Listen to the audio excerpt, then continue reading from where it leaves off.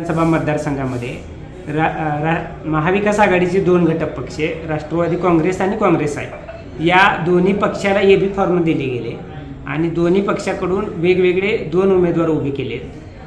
यामुळं कार्यकर्त्यांमध्ये संभ्रम निर्माण झाला आहे आणि संपूर्ण महाराष्ट्रामध्ये महाविकास आघाडीच्या बाबतीत पंढरपूरमध्ये फूट झाले अशा पद्धतीची चर्चा सध्या निवडणूक चालू झाल्यापासूनच रंगली आहे. या संदर्भात काय सांगाल, नेमकी काय भूमिका आहे आपली? पंढरपूर मंगळवेढा विधानसभा मतदारसंघामध्ये भालके गट किंवा विठ्ठल परिवार म्हणून आम्ही सर्व पुरोगामी विचारसरणीचे विविध संघटनेचे किंवा विविध पक्षाचे कार्यकर्ते एकत्र येऊन विठ्ठल परिवाराच्या माध्यमातून आम्ही पंढरपूर तालुक्यामध्ये काम करतो. भगीरथ भालके यांनी सर्वप्रथम राष्ट्रवादीकडे उमेदवारीची मागणी केली होती. आम्ही सर्व शिष्टमंडळ जाऊन शरदचंद्रजी पवार साहेब यांची भेट घेतली होती. पवार साहेबांनी सकारात्मक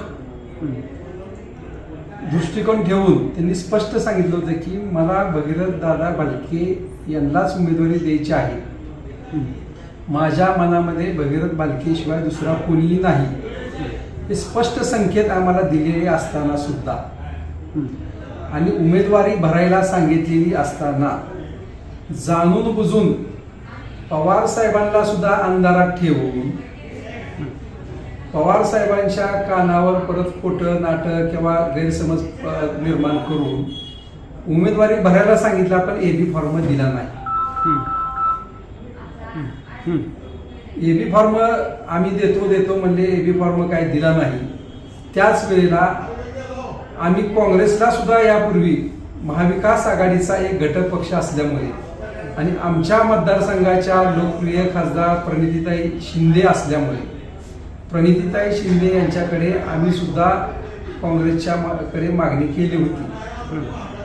पंढरपूरचा उमेदवार हा उमेदवारी ही भगीरथ भारत भालके यांची महाविकास आघाडीकडं असावी म्हणून आमच्या विठ्ठल परिवारात किंवा आमच्या सर्वांमध्ये चर्चा झाल्यानंतर ठरवलं होतं. त्यामुळं आम्ही राष्ट्रवादी आणि काँग्रेसकडे मागणी केली असताना राष्ट्रवादीने चुकीच्या पद्धतीनं काही गोष्टी आम्हाला सांगितल्या. काही गोष्टी आम्हाला त्यांनी सांगितल्या की त्या आम्ही पूर्ण करू शकत नव्हतो किंवा त्या गोष्टी आम्हाला पटत नव्हत्या.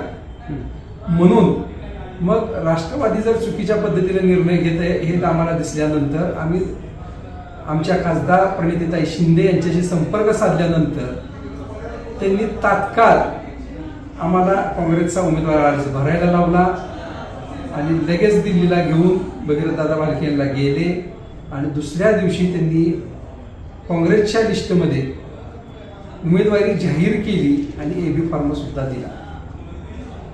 आणि ज्या दिवशी एबी फॉर्म दिला गेला, ज्या दिवशी काँग्रेसकडून महाविकास आघाडीकडून उमेदवारी जाहीर केली, त्याच्या दुसऱ्या दिवशी राष्ट्रवादीच्या प्रमुखाकडून सांगण्यात येत होतं की तुम्ही काँग्रेसचा एबी फॉर्म माघारी द्या, तुम्ही काँग्रेसची उमेदवारी माघारी द्या आणि राष्ट्रवादीची घ्या म्हणून त्यांनी सातत्याने प्रयत्न आणि दबाव टाकायला सुरू केले.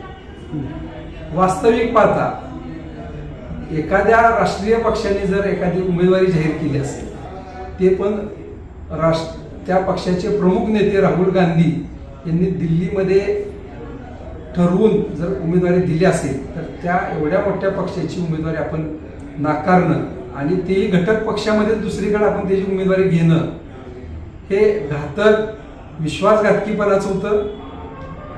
आम्ही पहिल्यांदा विश्वास राष्ट्रवादीवर टाकला होता. आम्ही काही बोलत नाही याचा अर्थ गैर काढू नका तुम्ही, पण आम्ही मान आणि सन्मान ठेवतो, नेत्यांचा मान सन्मान ठेवतो आणि महाविकास आघाडीच्या पक्षातील सर्व घटक पक्षाचा मान सन्मान ठेवतो म्हणून आम्ही काही बोलत नाही. आणि महाविकास आघाडीकडूनच आम्हाला उमेदवारी अधिकृत मिळालेली आहे आणि ती महाविकास आघाडीचे उमेदवार आम्ही भगीरथ भारत भालके असताना सुद्धा शेवटच्या क्षणी 1 तास आधी तुम्ही दुसरा उमेदवार घोषित करता. ज्या दिवशी शेवटच्या दिवशी तुम्ही उमेदवारी जाहीर केली राष्ट्रवादीच्या सगळ्या शेवटच्या उमेदवारीमध्ये आणि काँग्रेसची पहिली उमेदवारी असताना दुसरी उमेदवारी जाहीर करणं हे भारतीय जनता पार्टीला सहकार्य केल्यासारखं आहे असं माझं व्यक्तिगत किंवा सर्वसामान्य पंढरपूर किंवा महाराष्ट्रातील जनतेचं मत आहे. आणि ही उमेदवारी माघारी घेणं गरजेचं असताना सुद्धा ती उमेदवारी माघारी घेतली गेली नाही. आज भगीरथ बालके आणि त्यांच्या सोबत असलेले सर्व महाविकास आघाडीचे जे कार्यकर्ते आहेत ते एकसंघ प्रामाणिक लढा देत आहेत. पण जे कधीही महाविकास आघाडीच्या किंवा राष्ट्रवादीच्या विचाराचेही नव्हते किंवा राष्ट्रवादी पक्षासाठी कुठलंही योगदान नव्हतं, आत्ताही नाही यापूर्वी नव्हते, अशा लोकांना आणून तुम्ही उमेदवारी देऊन तुम्ही साध्य काय करणार आहे राष्ट्रवादीचे नेतृत्व, हा सर्वसामान्य नागरिकाला पडलेला प्रश्न आहे. आम्ही पवार साहेबांना मानणारे लोक आहोत. पवार साहेब असं करतील असं आम्हाला वाटतच नाही, शक्यच नाही. पवार साहेबांनी अशा पद्धतीने करणं आणि भाजपला मदत करणं हे कुणालाही पटत नाही. तरी सुद्धा हे घडत आहे हे अत्यंत चुकीचं आहे. पवार साहेब किंवा त्यांच्या पक्षाच्या वतीनं जे चालू आहे पंढरपूरमध्ये याचे दुरोगामी परिणाम जिल्ह्यावर पडणार आहेत आणि त्यातल्या त्यात मोहोळ, माढा, सांगोला, कारण विठ्ठल परिवार हा किंवा पंढरपूर तालुका हा 4 मतदारसंघामध्ये असल्यामुळं याचे दुरोगामी परिणाम महाविकास आघाडीला पडणार आहे. भालके गट हा सगळ्यात स्ट्रॉंग आहे आणि विठ्ठल परिवार हा सगळ्यात स्ट्रॉंग आहे. त्यामुळं आजपर्यंत भारतदादा भालकेंनी पहिल्यांदा अपक्ष म्हणजे रेडोलस पक्षातर्फे विजयसिंह मोहिते पाटील यांच्या विरोधात लढाई लढली आणि ती जिंकली. त्यानंतर काँग्रेस पक्षाच्या माध्यमातून लढाई लढली. त्यानंतर राष्ट्रवादी काँग्रेस पक्षामध्ये शरद पवारला सगळे सोडून गेले होते, त्यावेळेला एकटा ढाण्या वाघ भारतदादा भालके शरदचंद्रजी पवार साहेबांकडे गेले आणि त्यांनी त्या जिल्ह्यामध्ये पवार साहेबांच्या विचाराचे लोक आणण्यासाठी मोहोळमध्ये मदत केली, माढ्यामध्ये मदत केली, सांगोल्यामध्ये सुद्धा आम्ही सगळ्यात जास्त लीड दिलं, पण त्यांना यश आलं नाही. आणि भारत बालके आल्यामुळं त्या जिल्ह्यामध्ये किंवा राज्यामध्ये परत पवार साहेबांची ताकद वाढली होती, हे कुणीही नाकारू शकत नाही. आणि पोटनिवडणुकीमध्ये सुद्धा ज्या पद्धतीनं काही लोकांची नावं घेत नाही मी, ज्या लोकांना इथं राष्ट्रवादीनं निरीक्षक म्हणून नेमलं होतं त्याच लोकांनी गद्दारी केली, त्यामुळं आम्हाला पोटनिवडणुकीमध्ये पराभवाला सामोरे जावं लागले. आणि आज 3.5 वर्षानंतर भगीरथ बालके पुन्हा एक निष्ठेने पवार साहेबांवर भालके करण्याची पहिल्यापासून निष्ठा आहे, त्यांचं प्रेम आहे, त्या पुढे आम्ही अजून सुद्धा पवार साहेबांकडे आहे. ह्याच्या पुढे सुद्धा पवार साहेबांना सहकार्य करणार, पवार साहेबांबद्दल आमच्या मनामध्ये आदर राहणार आहे. माझ्याच काय भगीरथ बालके काय आमच्या गटातल्या प्रत्येक कार्यकर्त्यांमध्ये पवार साहेबांबद्दल आदरच राहणार आहे. पण पवार साहेब जी चूक करत आहेत ते सर्वसामान्य कार्यकर्त्याला पटत नाही.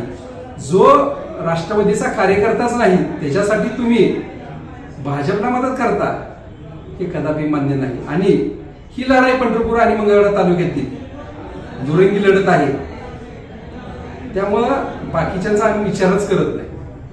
कोण आलं कोण गेलं, कोणी लक्ष्मी दर्शन दिलं, पण ही लढाई ही जनशक्ती विरुद्ध धनशक्तीची असल्यामुळे पंढरपूर मंगळवेढामध्ये 2009 मध्ये जी निवडणूक झाली होती तीच परिस्थिती आज पुन्हा एकदा पंढरपूर मंगळवेढा विधानसभा मतदारसंघामध्ये दिसत आहे. सामान्य मतदार, सामान्य जनता ही भगीरथ बालकेंच्या पाठीमागे ठामपणे उभा राहिलेली आहे. कारण त्यांचा 3.5 वर्षामध्ये सर्व विश्वास त्यांचा उडलेला आहे ह्या सत्ताधारी मंडळीकडून. कुठल्याही अपेक्षा पूर्ण न झाल्यामुळं पुन्हा एकदा भारत बालकेंचे चिरंजीव भगीरथ बालके यांच्याकडे सामान्य जनता वळलेली आहे. त्यामुळं कितीही धनशक्तीचा वापर करू द्या, कितीही आमचे कार्यकर्ते नगरसेवक पडू द्या, जनता हटणार नाही. 8 दिवसावर निवडणुका आल्यानंतर तुम्ही पक्ष किंवा गट किंवा भगीरथ बालकेंना सोडून जाता, त्यावेळेला नागरिक सुज्ञ आहेत. तुम्ही अशा वेळेला लक्ष्मी दर्शन झालं असेल, तुमचा स्वतःचा स्वार्थ असेल म्हणूनच तुम्ही जाताय, हे न समजत पण सामान्य जनता आता खुली राहिलेली नाही. त्यामुळं अशा लोकांना जनता खड्यासारखं बाजूला काढेल आणि जे पैशाचा माज मस्ती करायला लागलेले उमेदवार आहेत त्यांचा पराभव निश्चित करेल. कारण पंढरपूर मंगळवेढा तालुक्यातील सामान्य जनता मतदार हा स्वाभिमानी आहे, कधीही पैशावर विकणार नाही, स्वाभिमान आपला घाण कधीही ठेवणार नाही.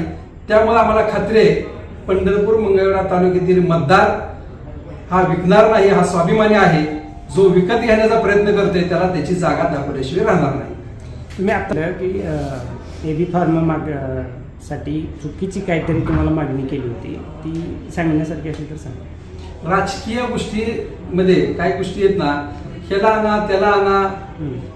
ज्या वेळेला राष्ट्रवादी नेतृत्व शरदचंद्रजी पवार साहेबांनी सांगितलं होतं की भगीरथ दादांना उमेदवारी द्यायची, तरी सुद्धा काही लोकांनी जाणून बुजून दुसरा तिसरा उमेदवाराकडे त्याच्या गेले होते. पण दुसरा तिसरा उमेदवार त्यांना नाही म्हणल्यानंतर मग भगीरथ दादांच्या पाठीमागं लागायचं. आम्ही 2 वाजेपर्यंत वाट बघितली, 3 वाजेपर्यंत वाट बघितली, आणि तुम्ही का घेतली नाही उमेदवारी म्हणून आम्ही उमेदवारी भरतोय. हे फार बालिशपणाचं आहे. ज्या वेळेला एखाद्या मुलीचं लग्न जमतं, साखरपुडा होतो आणि त्याचं पत्रिका वाटल्या जातात, अशा मुलीचं लग्न तुम्ही एखाद्या मुलाला तुम्ही मागणी करता की ते लग्न मोड आणि माझ्या मुलीशी लग्न कर. हे पद्धत आमच्या संस्कृतीत नाही, आमच्या रक्तात नाही आणि आमच्या महाराष्ट्रात नाही. त्यामुळं महाविकास आघाडीचे तुम्ही मोठे नेते आहात. काँग्रेस, राष्ट्रवादी काँग्रेस, शिवसेना तुम्ही आणि अन्य घटक पक्ष मिळून राज्यामध्ये महाविकास आघाडी स्थापन केलेली आहे. त्यामुळं समन्वय साधण्याची मोठ्या नेत्याची जबाबदारी असताना उमेदवाराला अडचणीत आणून भाजपला मदत करण्याचं कटकारस्थान कोण करत असेल तर त्याला महाविकास आघाडीने एकत्र येऊन लढा देणं गरजेचं आहे. तात्काळ महाविकास आघाडीनं याच्यावर निर्णय घेणं अपेक्षित आहे. आणि त्याच्याही पलीकडे आमच्या खासदारांनी स्पष्ट सांगितलं ही लढत दुरुंगी आहे.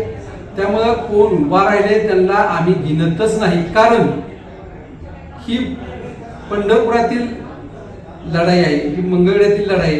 उमेदवारच इथला नाही आणि प्रचार करणारी लोक इथले नाहीत. त्या लोकांचा विचार नागरिक करत नसताना मग आम्ही का करावा. आता आगामी काळामध्ये सभा होतील आपल्या सभेसाठी राष्ट्रीय नेते कोण आमंत्रित वगैरे केले, कोण येणार? राहुल गांधी वगैरे. राहुल गांधी यांची सुद्धा तारीख घेण्याचे आम्ही प्रयत्न करत आहोत. 15-14-15-16च्या दरम्यान विरोधी पक्ष नेते आणि काँग्रेसचे नेते राहुलजी गांधी यांची सभा आम्ही लावण्याच्या प्रयत्नात आहोत. खासदार प्रणितीताई शिंदे यासाठी प्रयत्न करत आहेत. त्यानंतर काँग्रेसचे नेते नानाजी पटोले, पृथ्वीराज बाबा चव्हाण, शिवसेनेचे काही नेते सर्व मिळून भगीरथ दादा भालके यांच्या प्रचाराला येणार आहेत. आणि भगीरथ दादा भालके यांचा विजय निश्चित आहे. आणि जितना संघर्ष बडा उतनी जीत बडी होती है.